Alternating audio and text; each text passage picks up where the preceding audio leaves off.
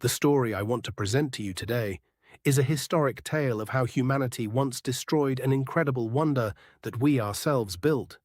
You would be astonished to know that the reason we are centuries behind today is because of a single tragic turn of events. That story is the story of the Great Library of Alexandria. If you enjoyed this video, please consider subscribing to the channel. The rise of Alexandria. To understand this city, we must first travel back about 2,300 years. Around 300 BC, while Alexander the Great of Macedonia was conquering the world through warfare, he simultaneously held a dream to gather all the world's knowledge into a single place. Therefore, at the mouth of the Nile River in Egypt, he built a city bearing his name. At the very center of this city, he established the world's first great institution of learning and its grand library. Under the pharaohs who succeeded him, this dream grew even larger. They invited scholars from every background, Greek, Egyptian, Jewish, Persian, regardless of religion or race, saying, "If you are a scholar, come to this place." Arriving scholars were supported with accommodation, food, and a salary. Historical records even note that whenever a ship docked at the harbor from across the sea, it was searched. They would confiscate any books on board to copy and preserve them, promising to return the translated duplicates. As a result, the brilliant minds of the entire world flowed into this city, with collection estimates ranging anywhere from 400,000 to as many as 700,000 scrolls.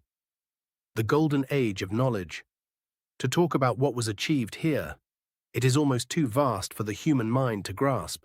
The great scholar Euclid sat right here and built the foundations of geometry. The straight lines, right angles, and circumference measurements we all learned back in school, they were all born in this place. The great scholar Eratosthenes managed to measure the circumference of the Earth.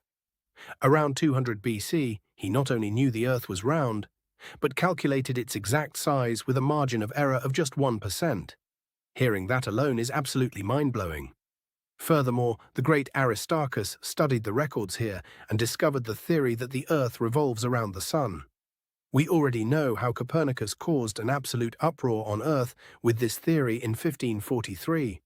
But realizing that the people of Alexandria already understood this concept 1,800 years before Copernicus leaves you utterly speechless. It was no different in medicine. The great Herophilus dissected human bodies here for research and became the first to discover that the brain is the seat of human thought. When you realize it took until the 19th century for humanity to properly differentiate blood vessels and nerves again, you understand just how far back we were set, because this knowledge was lost. The tragic destruction, slow and dramatic. There is a unique detail here that I want to highlight. This library was not destroyed just once, it was struck repeatedly by fate. The first time, in 48 BC during Julius Caesar's war, a fire set at the docks spread and engulfed the library. The second time, it suffered further destruction during the war of Roman Emperor Aurelian. The final and worst blow, in 391 AD, a group of religious extremists labeled this knowledge as the literature of heretics and completely destroyed it. History teaches us time and time again that those who fear wisdom will always act this way. Imagine that final night. As the smell of thick smoke drifts through the air, an elderly scholar who has cared for the library his entire life runs into the dark of night, tightly clutching a single scroll to his chest. This scroll contains ancient cures for diseases and the secrets of the cosmos, the most priceless record of human intelligence.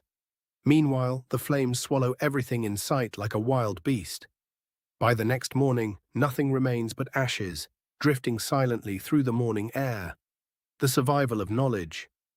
Yet, this is where it becomes clear that true knowledge never really dies. A few scholars manage to escape into the dark cobblestone alleys, sheltering their beloved scrolls in their arms. Those manuscripts eventually made their way to Baghdad, becoming the very foundation for building the House of Wisdom. The knowledge lost in Egypt migrated to the Arabic world, where mathematics, astronomy, and medicine flourished once more.